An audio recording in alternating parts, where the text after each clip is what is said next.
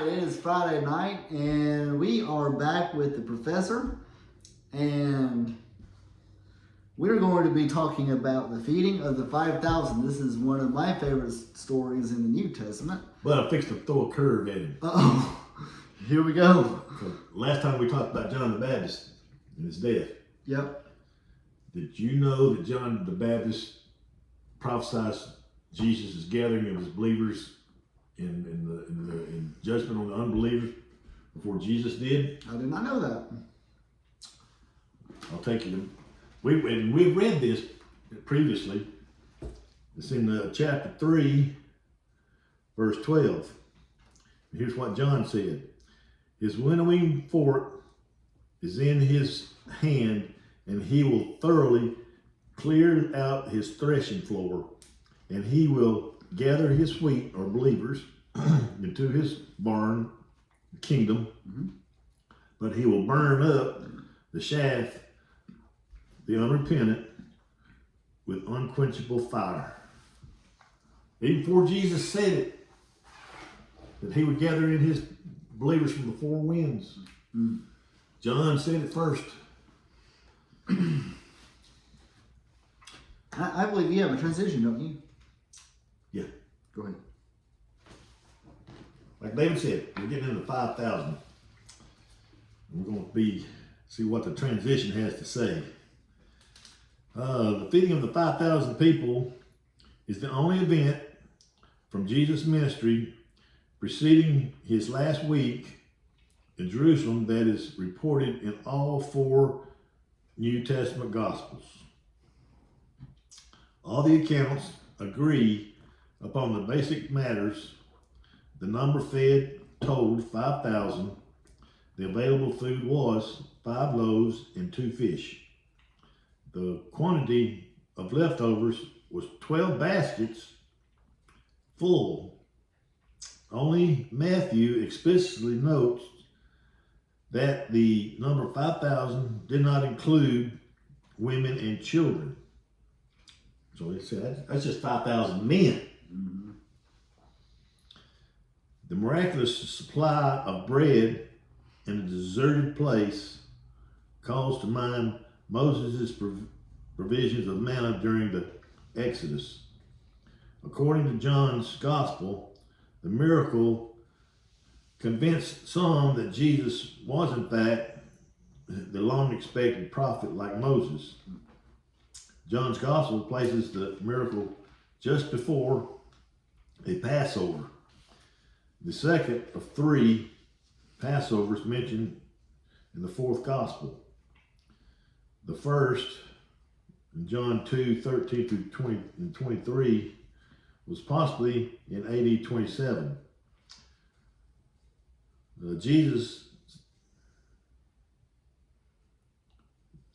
first visit to Jerusalem at John 2:13. Thus, this feeding story should be dated to the spring of either AD 28 or 29. If the undesignated feast of the Jews in John 5:1 is Pentecost or Tabernacles, the 5,000 feeding could have occurred in AD 28. If the feast of John 5:1 is Passover, then the 5,000 were fed in AD 29. The third Passover mentioned by John was the occasion of Jesus' death, dated in AD 30. Usually. Yeah. So the feeding of the 5,000 it's definitely one of the more unique stories in the Bible where it's. Can you just imagine them people saying, "What, fish again?" Yeah. Matthew 14, starting in verse 13, and it says this: As soon as Jesus heard the news, he left in the boat to a remote area to be alone. but the crowds heard where he was healing and followed him on foot many times and many miles. Jesus saw the huge crowd as he stepped from the boat, and he had compassion on them and healed their sick. So here's Jesus. He is walking around and he's healing all these people, and that would draw a pretty good crowd, wouldn't it, David? I mean, you got this person nowadays that if you have a concert going on or a show, a magician that does the abracadabra and pulls stuff out of his hat, people go see him. But this is something this Jesus was someone special that everybody knew something was different about him. Anything to add? Well, I mean, it's fascinating stuff. In verse 1, it talks, the first verse you read in 13 says, when Jesus heard it, he departed from there by boat to a deserted place by himself. Now, yours is King James, right? New King James. New King James. Does it say a multitude instead of crowd? It says multitude. So in the King James, in the New King James, obviously, I love how it says it, because it says there's a multitude of people, and I guess so, because it's so. I mean, it's just this verse 13 is a biggie. It's really a biggie. You got to look at it. What has just happened? What's the first line? What does the first line say? As soon as Jesus heard the news. What news? What news did Jesus hear? About John the Baptist. Right. And what is Jesus about to do? What's the next line? He left the boat to a remote area to be alone, grieving. But guess what? 5,000 men didn't want to leave him alone. Nope. They didn't care if he was grieving or not. They was have sympathy on us. But what does it say? Listen to it. He had compassion on them and healed their sick. And by the way, he has compassion on all of you too, by the way. So it's pretty interesting to think about. So his grieving was short-lived. Yeah. Because actually he knew John's purpose had been fulfilled. Mm-hmm. So he's going to go back about doing kingdom work. Yep. And true. Even though he lost a cousin, he's going to resurrect him one day. Yep. That's true. Okay. Anything else happened? No. That's good. Yeah. That verse 13, I mean, it struck me. Yeah. That he wanted to be alone, to probably grieve a little bit, but his compassion was so great that he couldn't ignore the people. Yep. That's true. Okay. That event, the disciples came to him and said, this is a remote place and it's already getting late. Send the crowds away so they can go to the villages and buy food for themselves. But Jesus said, this isn't necessary. You feed them. But we only have 5 loaves and 2 fish, they answered. Bring them here, he said.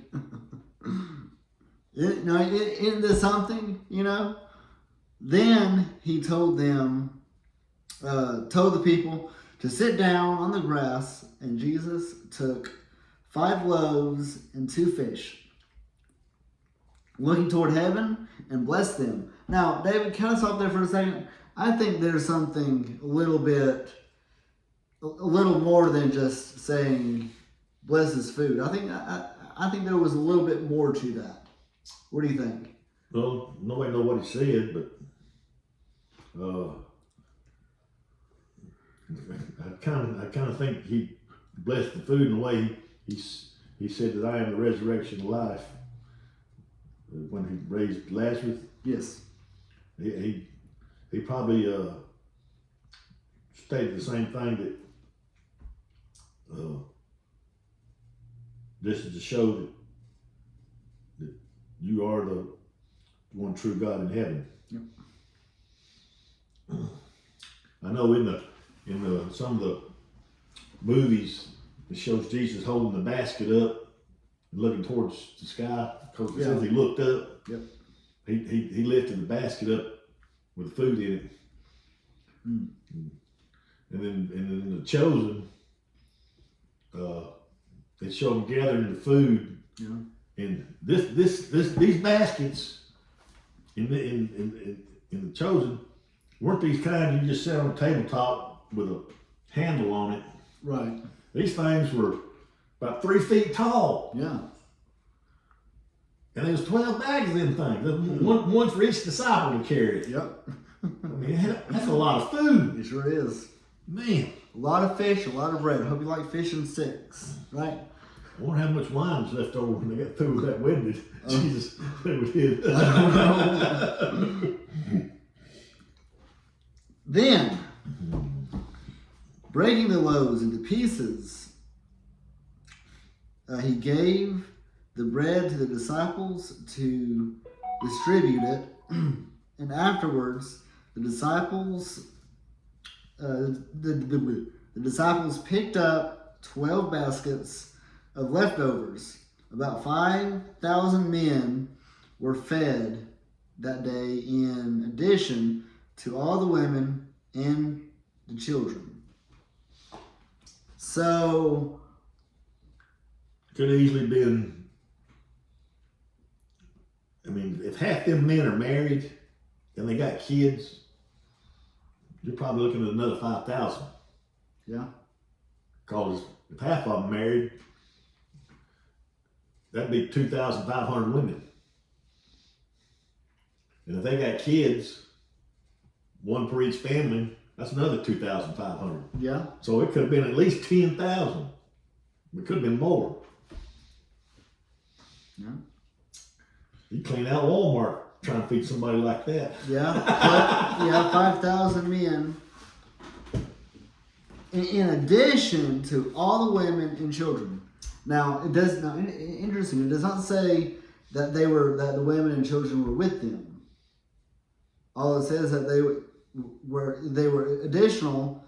So it could be that Jesus gave everybody leftovers, and even it was specific. It said 12 baskets of leftovers for the disciples. Yeah, but that's what I'm getting at. Yeah. You could have, like I said, if you got 5,000 men and half of them are families, Yeah. you could add another 5,000. Yep. Yeah. If they got just one child apiece. I mean, you could probably multiply that to But then you may have women there quite a few people. that weren't married, maybe children there without their parents. Yeah. So, No, you're right. at least 10 is a minimum. Mm-hmm. 10's got to be a minimum. Anyway, go ahead and get Mark's passage. Okay, let's see what Mark has to say, see if it's any different. Oh, and can I note this? Did you catch this?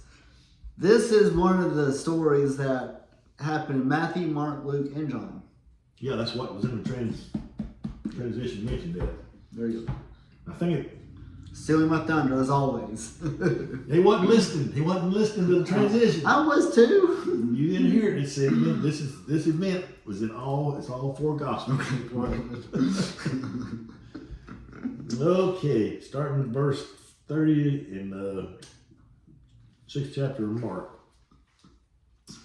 Then the apostles gathered to Jesus and told him all things, both what they had done and what they had taught.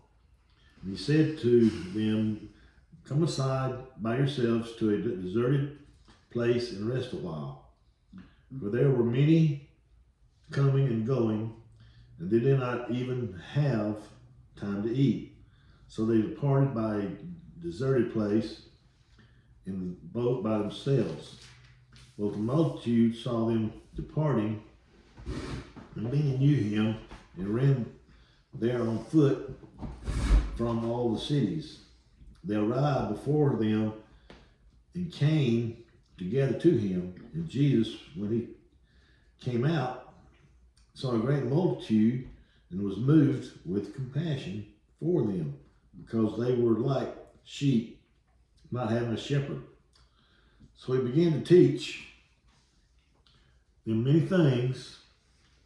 When the day was now far spent, the disciples came to him and said, "This is a deserted place, and already the hour is late. Send them away, that they may go into the surrounding country and villages and buy themselves bread, for they have nothing to eat." But he answered and said to them, "You give them something to eat." And they said to him, "Shall we go up and buy 200 denarii worth of bread and give them something to eat?" But he said to them, "How many loaves do you have? Go and see." And they went and found out, and they said, 5 and 2 fishes. Then he commanded them to make them all sit down in groups on the green grass. So they sat down in ranks, in hundreds and 50s. And when he had taken the 5 loaves and the 2 fish, he broke up, he looked up to heaven, blessed and broke the loaves, and gave them to his disciples to set before them, and the 2 fish he divided among them all. So they all ate and were filled. And they took up 12 baskets full of fragments and of the fish. Now those who had eaten the loaves were about 5,000 men. See, he didn't say anything about women and children, just the men. Well, mine says 5,000 men and their families were fed from 5 loaves. Well, we know there wasn't 5,000 men with all their families. So, see, I told you mine's better than yours. Here we go. Your that's been added to yours. Oh no. What is that? NLT? Yeah, NLT. Yeah, they do a little ad libbing in the NLT. I don't read the NLT. Yeah. You should have got New King James Version. You know what I should have done? I should have gotten a Holman. I don't know if the Holmans make one. They don't. They ain't, but I think the NIV does, but I wouldn't get one of them either. You don't like an IV? No, it's too, no, it's worse than that. Oh no. Okay. So what difference do we have in this one? Really is the same story. The only difference is it's not telling you where Jesus is coming from and what has just happened, like Matthew did with John the Baptist. But it does say he was trying to get to a remote place It didn't say he wanted to be alone. And it says that he taught them many things. It didn't, where Matthew says he healed the sick. Yep. So it didn't say that in Mark. He says he just taught them.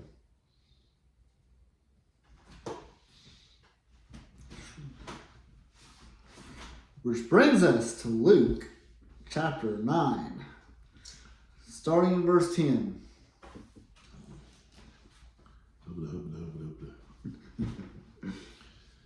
Now when the apostles returned, they told Jesus everything that they had done and slipped quietly away from them towards the town of Bethesda. But the crowds found out where he was going, and they followed right behind him. He welcomed them, though, and taught them about the kingdom of God. You see, one thing about it is that Jesus knew that John was a Christian going to heaven, right? These were the lost people. So they were the lost sheep, you could say. So I think that's one of the reasons why. Well, the thing about it is, most of Israel was lost at that time. Yeah, that's what I'm They're saying. trying to follow what the Sadducees and Pharisees said. Yep. They was putting their trust in them. Yep, that's true. But Jesus is telling them different. Mm-hmm. And he healed those who were sick. Late in the afternoon, the 12 disciples came to him and said, "Send the crowds away to the nearby villages and the farms so that they can find food and lodging for the night. There is nothing to eat here in this remote place." But Jesus said, "You feed them." "But we have only 5 loaves of bread and 2 fish," they answered. "Or are you?" Here's some more detail right here. "Or are you expecting us to go and buy enough food for the whole crowd?" For there were about 5,000 men there. And Jesus replied, "Tell them to sit down in a group of about 50 each." There's another one. So the people all sat down, and Jesus took the 5 loaves and 2 fish, looked up towards heaven, and blessed them. Then, breaking fish and the bread, and gave it to the disciples, they could distribute it to all the people. So they all ate as much as they wanted, and afterwards, the disciples picked up 12 baskets of leftovers. Just a few minor details. No, this one, Luke is giving you the area where they were at. He names the name of the town. Exactly. Bethesda. Yeah. Right? Mm-hmm. He also says the same thing as Matthew about healing the sick, or those that need healing. And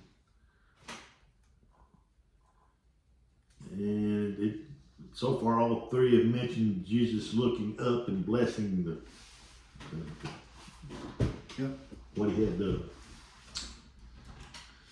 You know, it's funny because now we say, "All right, everybody, bow your heads and pray." Are we supposed to look up to heaven when we pray? I don't know. I just caught that, but Well, you know, is bowing your head a tradition? I think so. Or I don't think it's biblical. I mean, there's some cases where people just lay out flat on the floor and do this and pray. Yeah. So Now, there's nothing wrong with bowing your head and praying. If you want to bow your head and pray, go ahead. It doesn't matter. I think they. But, I think you know, I think it has. It's trying to symbolize humility and thankfulness for what you're about to receive. right, yeah. I don't know. Maybe him looking up and blessing it is easier for them to witness that than him bowing his head and closing his eyes and they're not seeing his eyes closed when he prays. Yeah, that's true. It's giving the idea that he's praying to God. Yeah. I mean, you can hold your head still and close your eyes and pray. Mm-hmm. But if you're looking up, especially if you're praying like this, yeah. Because he's holding a basket. If he's holding a basket up and praying like this, Right. Well, David, if you would, read John's passage.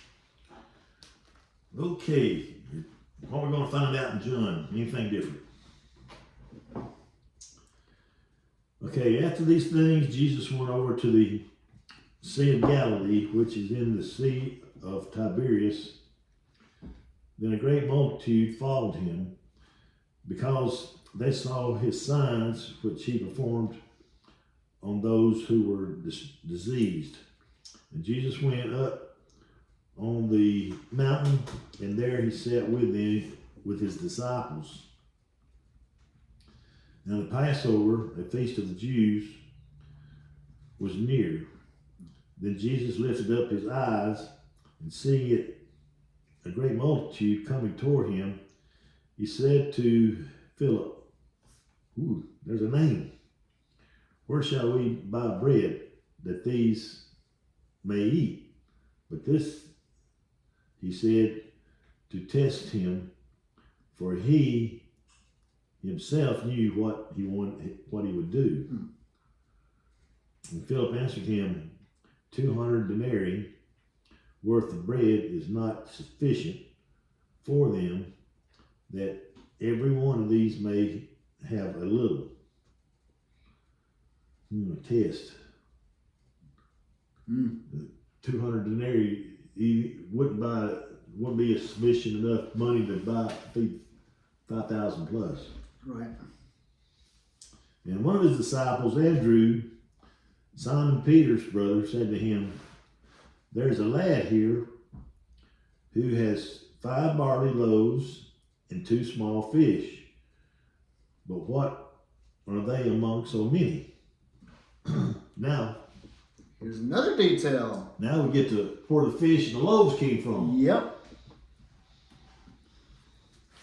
And Jesus said, make the people sit down. There are much grass in the place. So the men sat down in numbers about 5,000. And Jesus took the loaves, and when he had given thanks, he distributed them to the disciples, and the disciples to those sitting down, and likewise of the fish, as much as they wanted, so that they were filled. And he said to his disciples, gather up the fragments that remain, so that nothing is lost. Therefore they gathered them up and filled 12 baskets with the fragments of the 5 barley loaves which were left over by those who had eaten. Then those men who had seen the sign that Jesus did said, this is truly the prophet who has come into the world. Therefore, when Jesus perceived that they were about to come and take him by force to make him king, he departed again to the mountains by himself alone. Woo! So there's several details in there. Huh? There's couple of details in there that now. Well, one is when he blessed the food, he didn't look up. Yeah. But then he gives a general area too. He went over about the Sea of Galilee. He did that one. We got the boys' lunch. Find out, yeah. Where the bread and fish came from. Kind of makes you wonder how they talked him out of it. What? That boy. Well, I think that that they didn't talk him out of it. That he just gave it to him. He said, "Hey, I heard you wanted to feed everybody. I don't have much. Kind of like a tithing illustration." Well, the thing is, the little boy knows that there's a lot of people there that 5 loaves and 2 fish ain't gonna feed everybody. Yeah. So, But it's not much. But Lord, you feed yourself. obviously he knows that he can do something. He's seen Timothy. He's seen the miracles, right? Well, that might not necessarily be the case. Well, I mean, yeah, I mean, but. you know, But obviously there's something to but the thing is, obviously there's something to this Jesus, and everybody knows that, or they would not be there. well, see, he's talking Philip and Andrew here in this one, and when Philip told them they had 200 denarii that they could buy bread with, and it wasn't sufficient, and then Andrew said to him, "There's a lad who has 5 barley loaves." The lad didn't even talk to Jesus.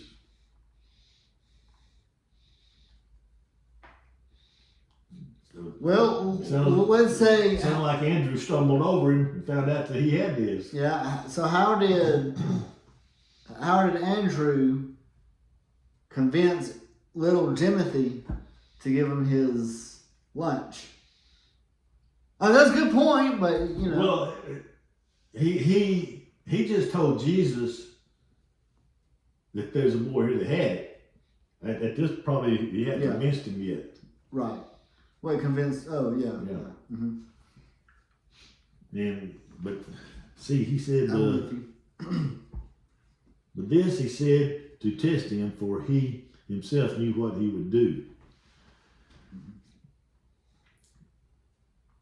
It had to be a test of faith that he's trying to perform on his disciples. Yeah, true. I mean, like I said, they'd seen what he could do. They was probably, most of them was probably there when he turned the water to wine. Well, remember, if you read, if you remember, there was only a few in that story. Yeah. That was early on. But he still did something supernaturally with a material object. Oh, yeah. Something Yeah, you that's see and taste, it changed it. Mm-hmm. And then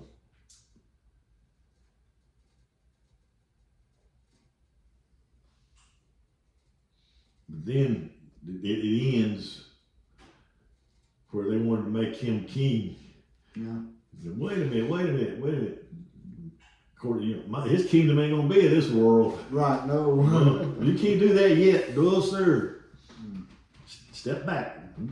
I'm leaving you guys behind.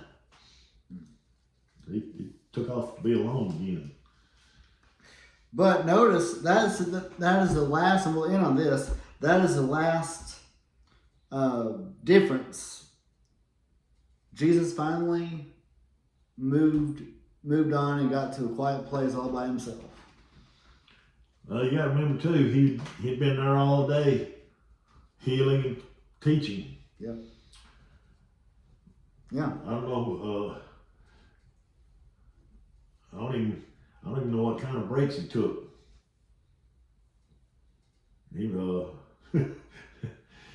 Yeah. You imagine doing that most of the day Oh boy. and not going to the restroom. Oh no. As hot as it is And if he's doing a lot of talking, you gotta have a bottle of water with him. Yeah. Your mouth gets dry and talk a lot, you know. Yeah.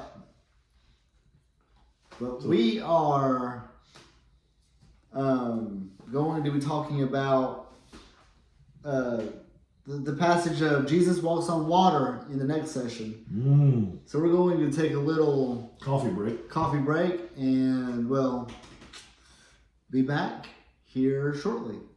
We're getting into the classic stories that Jesus does, like the feeding Most of the people know, 5,000. have heard about it. Yeah. Yeah, the walking on water, and anyway, so we'll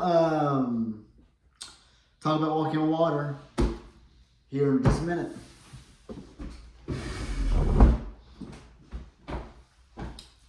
Edit this part.